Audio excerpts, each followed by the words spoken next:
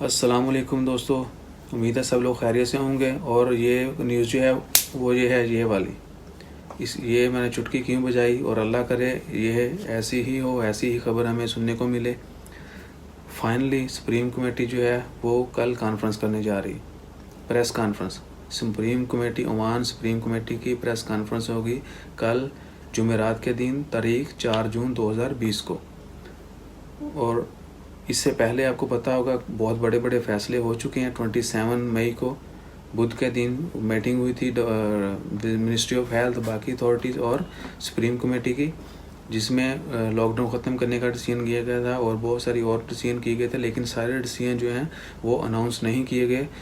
Normally جو press conference ہوتی ہے سپریم کمیٹی کی وہ ہر تھرسڈے کو ہوتی ہے، ہر جمعرات کو، اور 28 تاریخ کی پریس کانفرنس مؤخر کر دی گئی تھی۔ تو کل انشاءاللہ پریس کانفرنس ہے، اور ہم امید کرتے ہیں کہ سارے ڈیسیژن جو ہیں وہ ہم سب کے لیے اچھے ہوں گے، ان کا اچھا رزلٹ ہوگا، اور جو بھی ہدایت دی جائیں گی ہم ان کو فالو کریں گے، جن سے منع کیا جائے گا ہم وہ کام نہیں کریں گے۔ تو دیکھتے ہیں کل انشاءاللہ کل میٹنگ کا جو ٹائم ہے وہ ہے صبح 11 بجے۔ کل 4 جون بروز جمعرات صبح 11 بجے supreme committee, ministry of health, جبکہ مسقط میونسپلٹی جو ہے، اور general director of disease control, بیماریوں کے جو منسٹری ہے جو ڈیزیز کنٹرول کرتی ہے، بیماریاں کنٹرول، ان کے جو جنرل ڈائریکٹر ہیں، اور بھی دیگر جو منسٹریز ہیں جو ریلیونٹ جو کووڈ-19 کرونا کے حوالے سے کام کر رہی فیلڈ میں، ان سب کی ایک جوائنٹ جو ہے پریس کانفرنس ہوگی۔ اور رائل ہاسپٹل کے جو ہیں یونٹ کے ممبر وہ بھی اس میں شامل ہوں گے۔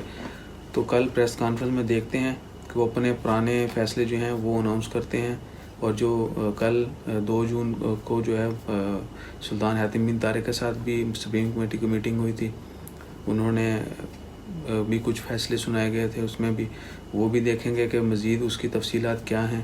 تو تب تک انشاءاللہ خیر دعا کریں کہ جو بھی فیصلے ہیں وہ ہم سب کے لیے اچھے ہوں، اور اللہ تعالی ہم سب کا حامی و ناصر ہو۔